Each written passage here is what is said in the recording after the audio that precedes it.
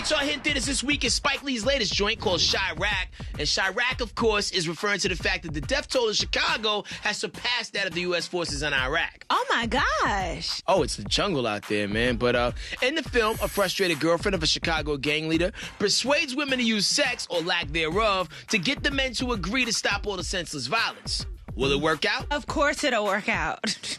Repeat after me.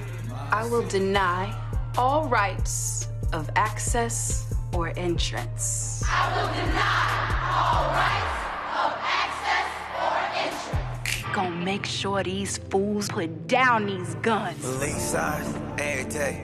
People dying, every day. Mama's crying, every day. Do you want justice? Man, it seems like if they did this in more situations, it would pretty much end all violence across the country. Yes, because women have power. That's right, lock it up. Well, we sent our good friend Andrew Freund to lock it down with Spike Lee and the cast, and here's how that went down. Obviously, this film has a message. Your films all have messages.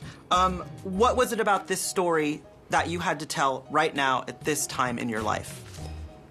The slaughter that's going on the Southside of Chicago.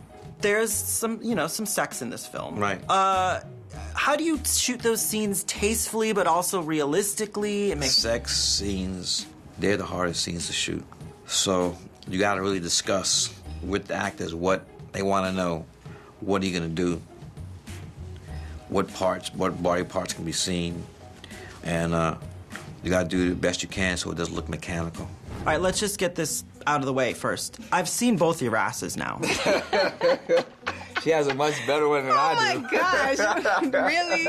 Thanks, Andrew.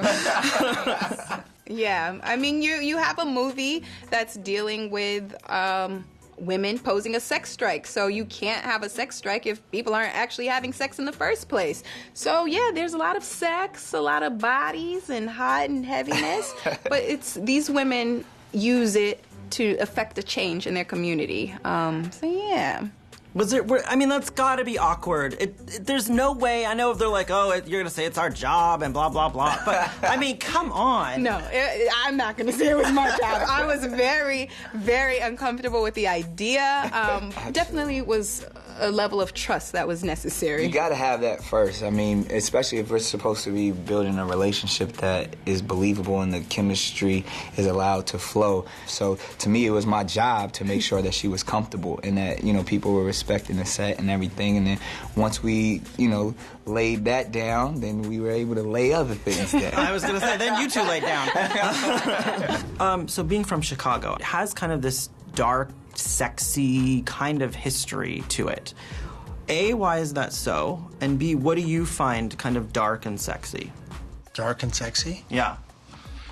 Usually brunettes, I would say. Mostly. And in terms of Chicago? Brunettes. Brunettes in Chicago? Yeah, I mean as far as dark and sexy. What do I find dark and sexy about Chicago or just in general? Both. A reflection in the mirror. The fact of women abstaining from sex. Do you think it could elicit a peace movement if women abstained? Yes, I do. Yes, I do. I've seen it happen in my own house. You better bet it'll work. You know what I tell my friends before they leave my bar? Subscribe to Dish Nation's YouTube channel. Actually, I tell them to pay their damn tab first. Then I tell them to subscribe to Dish Nation.